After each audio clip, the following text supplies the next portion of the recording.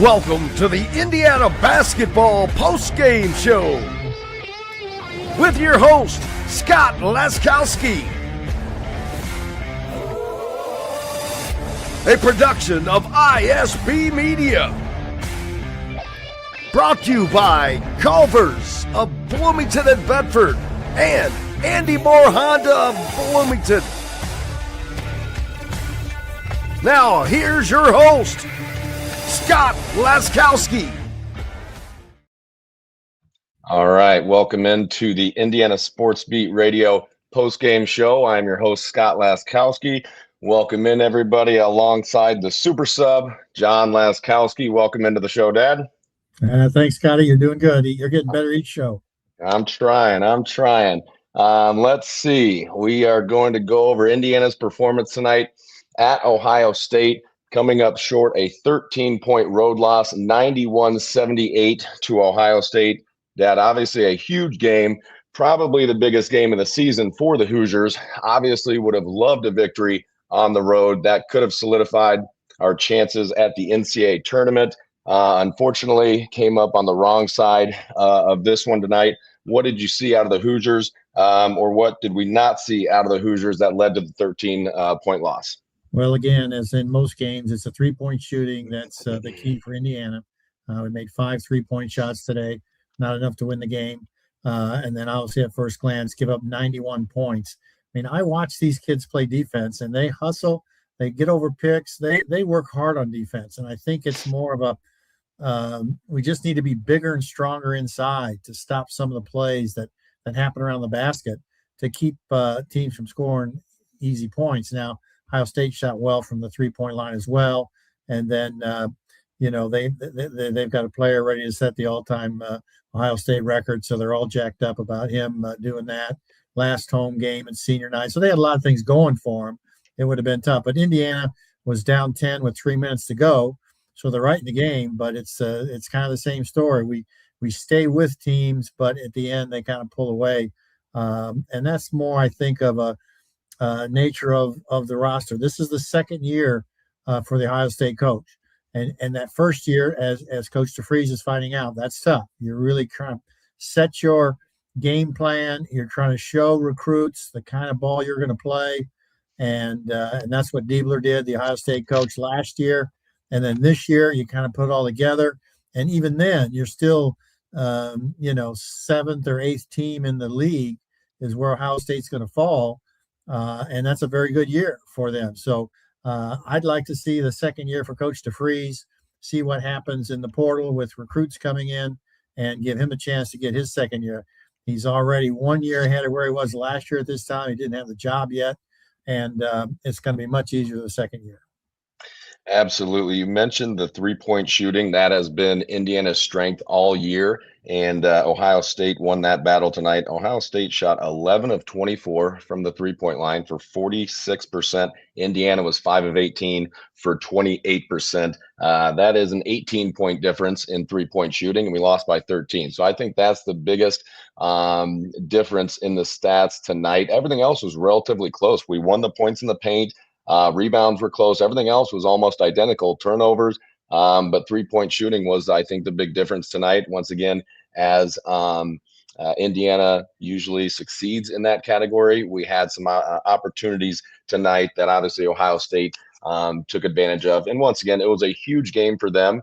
And being at home, if the script was flipped today and Indiana was playing at home against Ohio State, I think we would have seen a very similar outcome. As you mentioned last show, Assembly Hall provides a 5 to 10 point advantage, and at Ohio State, I would assume very similar numbers there. You mentioned the stadium there, the arena at Ohio State. It is an NBA arena, and so it's different than the other gymnasiums that we've played in this year, especially from a shooting perspective. Dad, do you think that had any effect on us tonight? 5 of 18, first of all, usually shoot a lot more threes, but also we usually make a lot more. Do you think the size of the arena had any effect on our shooting tonight? A little bit different atmosphere? I think most players can pick up on that pretty quickly in the pregame shoot around this morning, and then they probably had a practice last night as well. I think the biggest difference was it's the first time they played there. None of these kids have ever played at the arena there in Columbus, and that's always a little more difficult. When you come back that second year and get to play it again, then those jitters are over and you're ready to go. So a little bit, but it won't make a big difference. So I think the key for Indiana is we play so many seniors. We haven't had a lot of help from our underclassmen. I think 2 or 3 are still hurt and didn't play at all this year. We've got 2 or 3 that'll be coming in next year as freshmen. We've got 3 or 4 or 5 that'll be coming in as transfer portal guys. So again, we'll have a relatively new team trying to put together, although there will be several players who have played a year under Coach DeFries, know the offense, know the defense, and that's going to be a big difference between the first year and the second year. Nobody knew any of that except, his son, of course, Tucker, what his dad was doing, and the rest all had to learn it. So again, that'll be an easier transition next year when practice starts. Yeah, we've got some opportunities there tonight specifically, Dad. What could we have done differently? Obviously, giving up 91 points, you can say play better defense, have them make less shots. What did you see specifically out of the Hoosiers? 3-point shooting. We also could have improved on. What was the biggest reason that you saw out there tonight, or what could we have done better? Was it a game plan? Was it obviously Ohio State just wanting it more in the end? What do you think was the biggest difference tonight? I think it's been our problem all year. It's just the matchups. We don't match up well against most of the teams we play, especially teams that are big inside. And Ohio State was bigger than us inside. And you could see when they got the ball low, they were able to score. That makes for easy points. Now, if those guys get stuck, they can throw it back out for 3-point shots with guards waiting there. And so I think we got to shore up our inside defense just with bigger guys that can have a bigger presence in there next year. So that'll be something I'm sure they'll be looking for. Yeah, absolutely. We talk about some of our role players as well. Obviously, Wilkerson is averaging 21 points a game and DeVries 13. We've got a lot of role players that we would like to see step up. Who do you think specifically on this roster do we need to step up in the Big Ten tournament here? We've got 6 players averaging between 4 and 9 points, 6 players. So we've got Bailey, Alexis, Enright, Conaway, Dorn, and Miles. Who do you think out of that group can step up and help support DeVries and Wilkerson as we try to make a big push through the Big Ten tournament here? Well, I think it's going to be Alexis and Dorn. You remember Dorn got going there 7 or 8 games ago. He started hitting that outside shot, and then he kind of cooled off here in the end of the season. And don't forget, we're playing guys a lot of minutes. I don't think DeVries came out today. Wilkerson just comes out a little bit. And so now you've played 20 Big Ten games, and that's a lot. And it's the end of a long season, and they haven't been able to substitute much because of injuries and the best players he kept out there for a long time. So Dorn really got going there in a few games, and then Alexis has really picked up here lately too. Last 10 games, probably for Alexis. He's developed some nice inside moves, and he's really the biggest, strongest guy we have. Bailey's probably a little bigger, but he doesn't have the strength inside that Alexis does. So Alexis is getting down on the block. He's got a nice little jump hook shot there, and he's learning to move left and right and then end up with a layup shot. So Dorn and Alexis are the 2 that'll help us get through the Big Ten tournament. We'll have to see where we land here. We're going to play better teams than us. Let's see if we can win 2 of those games, and then let the committee decide if that's enough to make it in the tournament. Yeah, we've seen a lot of our role players kind of have their moments throughout the season. You mentioned Sam Alexis. I've been very impressed in what he's been able to do the last few games. Dorn had a stretch there where he was averaging about 20 points a game. He came in hot. I think Conaway started the season off great. He's kind of regressed a little bit. I don't know if it's obviously playing time. He's not getting nearly as many minutes as he did before at the beginning of the season.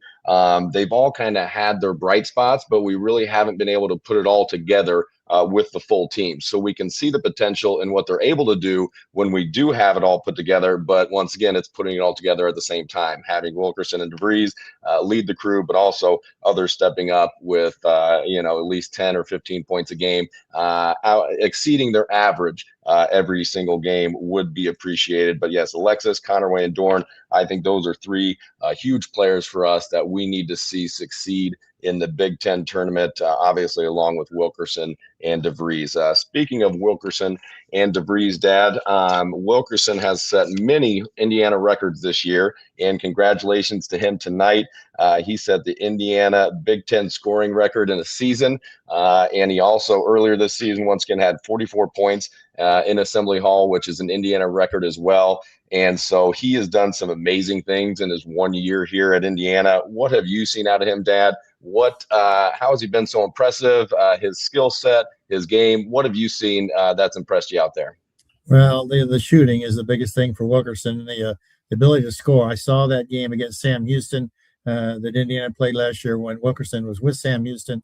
We played him at Assembly Hall in December. He came in the second half, just lit us up.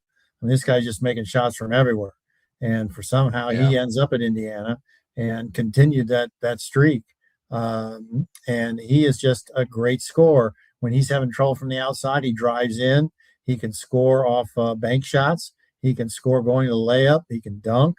There isn't a weakness really in his offensive game.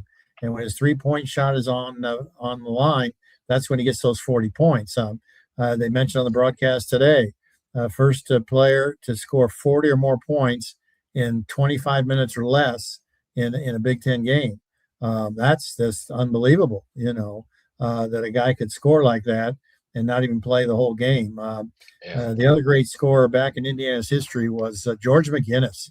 George McGinnis was 2 years older than I was, from Indianapolis, Washington, 6'9", about 225 pounds. He only played 1 year at Indiana as a sophomore. They played 14 games. It was a 14-game schedule, so you didn't even play home and away. That didn't happen until I became a senior in 1975. So in 72, McGinnis averaged 30 points a game, playing in 14 games. It just dominated the league. So congratulations to Wilkerson on his honor to score about 22 points a game over 20 games. Okay. But that's how the game has changed over 50 years. There's more games. The shot clock makes more scoring opportunities, more shots taken, because sometimes when you got a big lead late in the game, you didn't take any shots because you didn't have to. So Wilkerson's really come on strong. And Tucker DeVries, I think, is also a player that we're very excited about. He'd been a great player at every school he's played at. Nothing like getting to play for your dad. That's got to be a great feeling for a father and a son. You saw the congratulations that the coach gave the son when he came out of the game, or his last home game. Tucker's got a lot of ways he can score as well. Played a lot more outside this year than he probably has before because of the size of the Big Ten, but still had a terrific year. I wish both of them had another year. The thing about next year is we don't have any juniors that are going to come up a lot. Dorn's probably the only one that's played a lot and can show some leadership, whereas just because of the nature of our team, we had a lot of seniors. We had to play them. And then the 2 or 3 guys who didn't play at all, we hope that their injuries are healed and they're back. But they've at least been watching practice, know what is expected of players, and can help relate that to new players that come in as well. Yeah, absolutely. I've been impressed with Tucker DeVries as well. Once again, Lamar Wilkerson, the things he's done this year is simply incredible, really. Indiana has a very storied history in terms of basketball, and he's come in 1 year and shattered a lot of records and been in the top 5 and the top 10 in many other categories. So it's fun to watch him play basketball. Any open three, it's almost 80 or 90% if he's wide open. And I think he's shooting around 40 to 50% in terms of contested threes. So it's fun to watch him play basketball. Love having him in an Indiana basketball jersey. Wish he was a freshman or sophomore and we could have him for a couple more years, but I think he's going to have a fantastic NBA career. Once again, the coach will always find time for a guy that can shoot. That's going to be something that no matter where basketball goes 10, 15, 20, 30 years from now, you're going to be able to shoot the basketball. That coach is going to be able to find minutes for you every single time. We do have some injuries as well. Jason Drake, Josh Harris, those are 2 transfer portal guys that we expected to see a lot of minutes out of. this year, unfortunately, really haven't played at all. And so I do know that that's taken a bit of a hit in terms of our depth chart and the roster as well. That's why specifically the role players that we talked about earlier would really like to see those guys step up. Talking about the Big Ten tournament, Dad, obviously coming into this game, Indiana was the last four out, or excuse me, the first four out. And we transferred from the last four in, first four out, and that surely a loss at Ohio State tonight is going to kick us pretty far out. What do you need to see out of the Hoosiers in this Big Ten tournament? Well, obviously, besides winning it, that would be ideal. What do we want to see out of the Hoosiers in this Big Ten tournament? Obviously, string together a couple wins, 3 or 4, make the championship game. We need to upset some teams here in the Big Ten tournament to have a run. What do you want to see out of the Hoosiers, or what do we need to basically improve on from now until then in order to have that run? Well, they've been a fun team to watch all year. The style of play is what kids want to play, 5 out basically. So anybody can get the outside shot, can take it. You can drive to the basket, and there's no big center in there to help because everybody's on the baselines and the free throw line extended, so you can't get there. So the style of play, I think, is going to be fun to watch. It's the matchups that I think are the key. When we play a Michigan State or a Michigan, teams that are just bigger than us, that's where the rebounding comes into play. We've got to be a good rebounding team in the tournament if we're going to expect some wins. And turnovers is another one. I think we get a little careless with the ball from time to time, and our turnovers rack up. And that's really, especially when you're on the road, it gets the other team going. It'll be a neutral court in Chicago at the United Center, another pro arena. We talked about that, but I think our kids will get used to that. Very exciting venue up in Chicago that they're going to get to play in. The other thing to watch for is the last 4 in. Right now, SMU is one of the last 4 in, but they lost today. So that could affect them. And what do those last 4 ins do in their conference tournaments to see if they're able to drop down? And if the first 4 out, which Indiana is a part of, how do those teams do in their tournaments to see if they can juggle that a little bit? But it's going to be, I would say, the toughest year for Darren DeFries is this year, the first year, because you're just getting started. You're trying to figure it all out. Now he's got a game plan. Now he knows the league. He knows the other teams. He knows who's coming back. He's seen them play. Just so much easier in the second year. I think he's the right man for the job. I'm excited about what he's going to do, and wish we could get started here in November of 2026 and see what this team's going to be able to do for us. Yeah, absolutely. And we want to welcome in all of our viewers as well. Leave some comments or questions, guys, for my dad, John Laskowski here. He would love to answer any questions, whether it be about his playing days, commentating days. He's been around Indiana basketball for a long time, so leave some questions, and we will be sure to answer them throughout the show. You mentioned the next year and the toughest year for DeVries. Obviously, yes, the first year not gone as we would like. We saw Ryan Carr at IU's last home game. You've been impressed with him, Dad. What conversations have you had with him? And where do you think this team is heading in terms of the recruiting style, and then also where we want to see us be next year? Obviously, coming in and where we're sitting now is not ideal. What can we do from now between then to get us improved here? Yeah, I did get to talk to Ryan just a minute at the last home game there against Minnesota.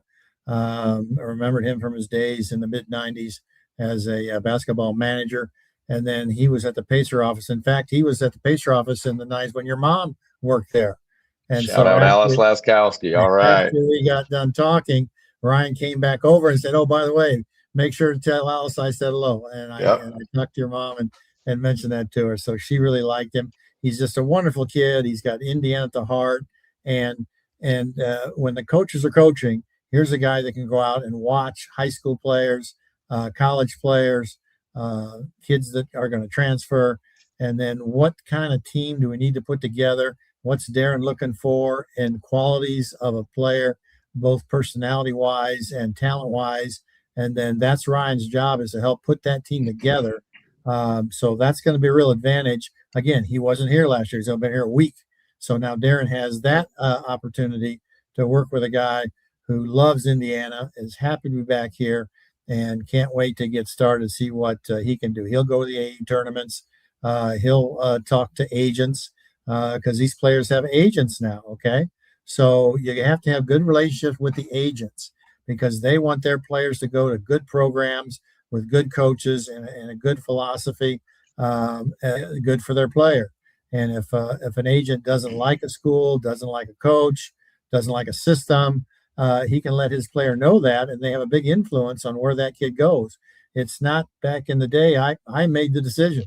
I'm going to go to Indiana, and that's where I'm going to play. And I didn't have an agent.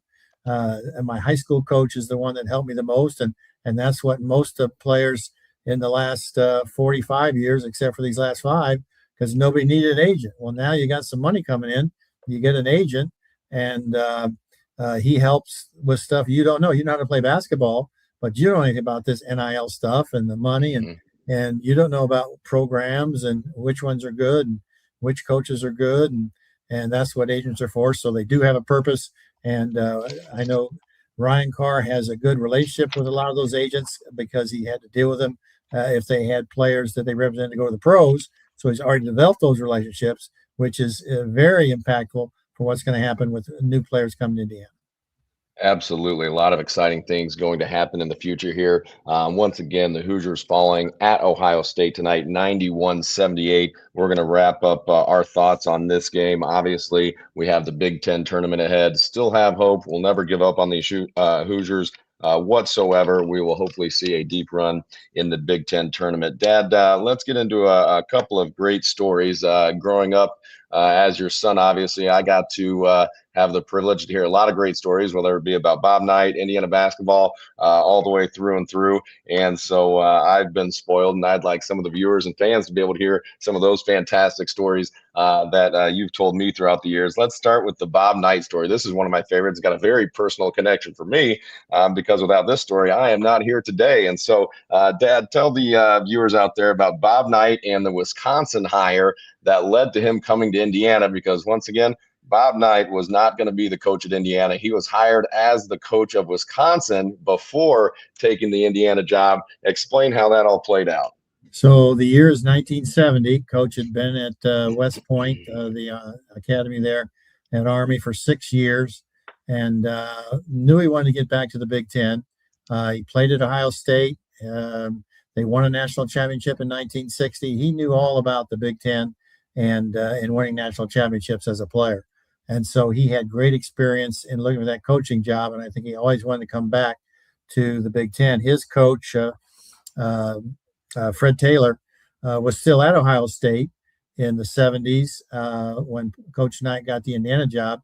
And in 1970, the Wisconsin Badgers interviewed Bob Knight for their head coach, and coach was in Madison, Wisconsin. They offered him the job. He said he would accept it. And the Badgers were not very good at that point, not like they are now. And they were a struggling team, but that was a Big Ten team. And coach decided to try that game. And he said, listen, here's the one condition on me taking the job. I've got to go back to West Point. I've got to talk to my colonel. I've got to let him know that I'm leaving. And I don't want this news to break that I've taken the job yet. And I will call you after I talk to him, and then we'll release it, and then I'll be heading my way to Madison. And so coach headed back to West Point, and even that night, the word got out from Wisconsin that he was going to be the head coach. That's just whenever somebody, you're going to see it happen right now. Teams are going to be losing their coaches, and they're going to be dying to know who the next coach is, and everybody wants the scoop. And the scoop was Bob Knight, and it got out. And coach found out about it, and he called Wisconsin the next day and said, I told you not to do that. And if I can't trust you with that, I can't trust you with other things I'm going to do. And I'm not taking the job. Go find somebody else.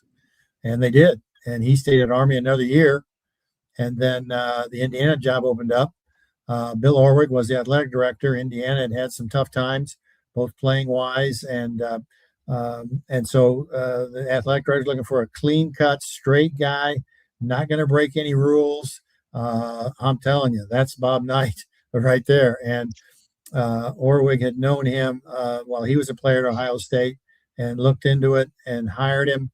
And as they say, the rest is history. So it was a great opportunity for coach to take a talented group. I mean, Indiana had already won 2 national championships, 40 and 53. And he had some great battles with them. Walt Bellamy, Jimmy Rail, Tom Bolliard. Those guys played against Knight when he was at Indiana. When they were at Indiana, he was at Ohio State. So he had a little Indiana connection playing against those guys. Got here. I made my visit. Of course, I told you with the hard hat on, Assembly Hall was just finishing. And what a great coach he turned out to be, and a great ambassador for our university.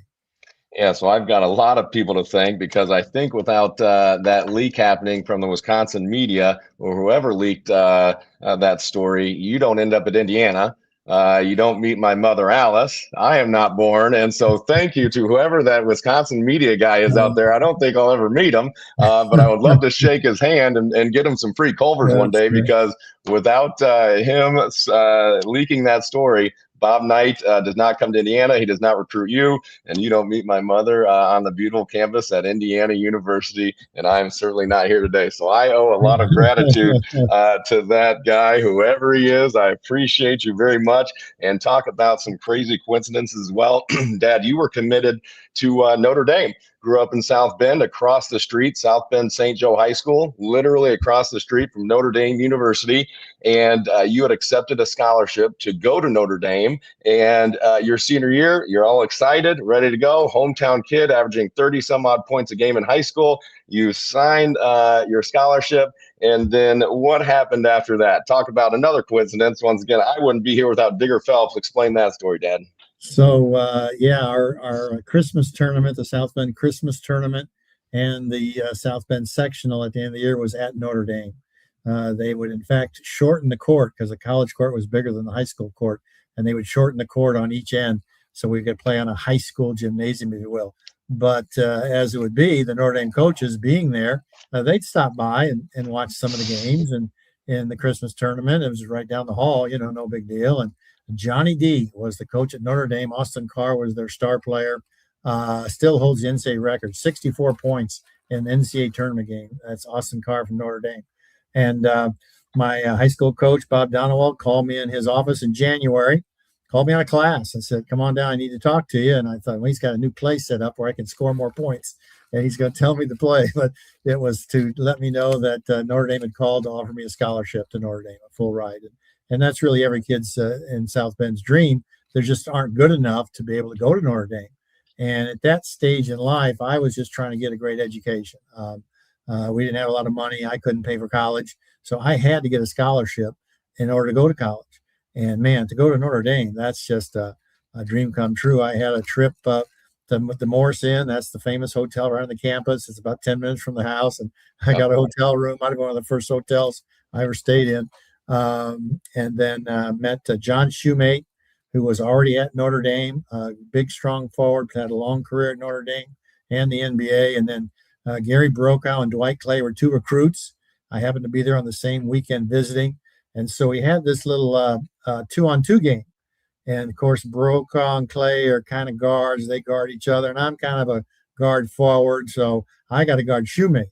I mean, this guy's 6'8", 230 pounds. And he's just killing me. I mean, you can just tell that this isn't good. And so I'm sure he went back and talked to Digger, because Digger was there now, and said, hey, what do you think about this guy? This guy's skinny little kid from South Bend. There's no way he can't play here. And Digger felt kind of the same way. He felt that he wanted East Coast ball kids. He was at Fordham. In fact, he and Knight played. Fordham played Army back in the day. And he called up my high school coach and said, I'm sorry. We've had a coaching change, and we're not going to honor that scholarship. And, man, that was a heartbreaker, absolute heartbreaker. But, of course, Coach Knight had gotten the job, and he was looking for Indiana, Illinois, and Ohio kids. He wanted Midwest kids. He was from the Midwest himself, Orville, Ohio, and he got to see a film, and I got much better, and I got to come to Indiana. Dream come true. Yep, absolutely. So Digger Phelps, if you're watching the show tonight, I certainly appreciate all that you've done. Once again, I would not be here because you don't end up at Indiana. You'd be at Notre Dame and never meet Mom too. So it is wild how things happen a certain way, but I am certainly appreciative that they took away that scholarship and you ended up at Indiana.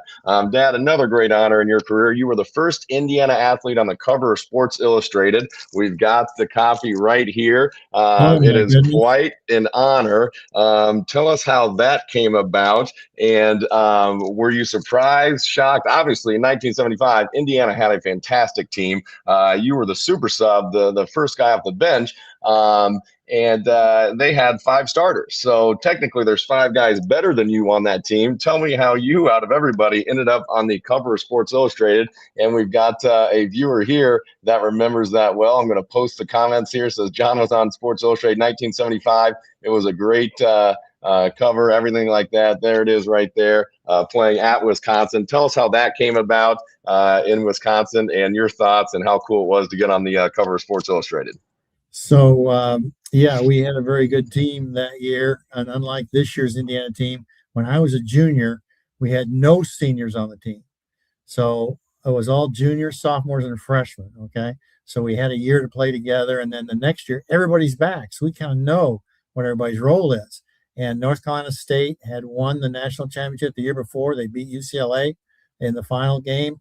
And North Carolina State was the number 1 team. A guy named David Thompson was Michael Jordan, Kobe Bryant kind of guy, and they'd won the tournament, so they were number 1 until they lost their first game, which was in mid-January, and so we were number 2, also undefeated, and we got moved up to number 1. And of course, when Sports Illustrated finds a new number 1, they want to come find out what's cooking there. You know, who's the coach, who's the players, what's the reason, how do you become number 1? Well, they figured out quickly who Bob Knight was. Because he'd already made a nice name for himself in now his 4th year at Indiana, going to the Final Four in '73. And then, of course, we had the 5 starters back from the year before. And now they're in their 2nd year starting, and I'm the 6th man, you know. And so the writer of the story is a man named Curry Kirkpatrick. And he was a Sports Illustrated guy. And whenever there's number 1 team, he'd go to the campus and talk to them. So he comes to the campus and, yeah, we got a great coach. Everybody in number 1 team has a great coach. Yeah, we got a great center, Ken Benson. Yeah, every number 1 team has a great center. 2 guards. Yeah, we got 2 great guards. 2 forwards. Yeah, we got 2 great 2 forwards. And then you go, well, who's this guy? Who's this 6th guy that comes in? 6 guys are subs, and that's short for scrubs, okay? Because scrubs don't get to play in the Big Ten. Yeah. And how come this scrub is getting to play? I'm having just as many minutes as the other guys. I'm scoring 10 or 12 points a game. And so it's like, wait a minute, I haven't seen this. This is different. And so we start talking, and I tell him my job, and it's going pretty good, and we're winning, and, you know, that's great. And so I'm in class one day the next week. I know the story's coming out. We don't know anything about it, of course, but the story comes out, and there's a kid in my first class, 7:30 in the morning, and he goes, hey, have you seen Sports Illustrated yet? And I go, no. He'd already bought it, and he holds it up, and that's just the one you had. Said, you're on the cover. Yep. Oh, my gosh. Here we go, baby. John Laskowski, February 3rd, 1975 for 75 cents. You could have got that. I still get about 5 to 10 of those in the mail each year with a self-addressed stamped return envelope with a black marker. Please sign this for my collection. One day, a guy called me from Philadelphia. He had a sports club that collected them. He said, if I got 65 covers, would you sign them and send them back to us? He's got 65 guys in his club, and they all wanted one. So I put those on the kitchen table, and that took up the whole space, and signed them all and sent them back. So it was quite an honor. Sports Illustrated isn't published per se anymore. It's online. But back in the day, when your picture was on the cover of Sports Illustrated, you were the main man. And so we get to practice that day, of course. And Coach Knight did not like the article whatsoever. He thought it was just terrible. Okay. And we're kind of thinking, man, this is great. Sports Illustrated number 1. Well, he was not happy. It didn't take long to figure that out as practice started. And I'm out there doing what I do, you know, as best I can. But he didn't think it was very good. And he stopped practice. Hey, John, you get your picture on the cover of that stinking magazine. Now you don't think you have to work out here anymore? Well, you're wrong. You got to still play defense. You got to, oh my gosh, coach, it's the greatest day of my life. And really that was to the whole team. Obviously he singled me out, but the message of the whole team was, look, guys, no big deal. We still got half a season to play. Let's not let that go to our heads. Let's make this thing go to the end. And it did. 18-0. First Big Ten team in history to go 18-0, go to every Big Ten team. There were 10 teams in the league. We played 9 on the road and 9 at home. We were 18-0, and first time ever that happened. So it's I look back on it, and it was dreadful that week, but boy, ever since then, it's been quite an honor.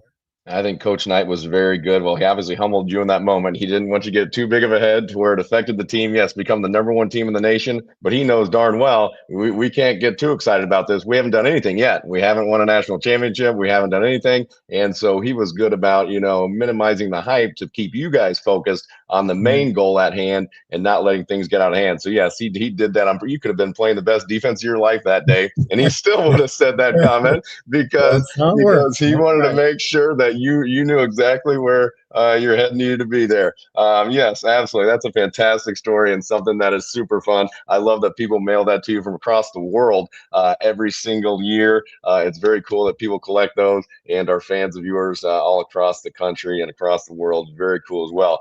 Michael Matz commented today. He said, followed you, John, at IU, then your Hoosier broadcast later. Thank you very much, Michael, for being a fan as well. Dad, one of the last things we'll get into is the starting 5 best players you've ever played against, NBA, college. Obviously, you saw a lot of good basketball, and it can be even players on your own team. Obviously, Kent Benson was pretty darn good. Scott May, pretty darn good. What is the starting 5 best players you've ever played against, point guard all the way through center?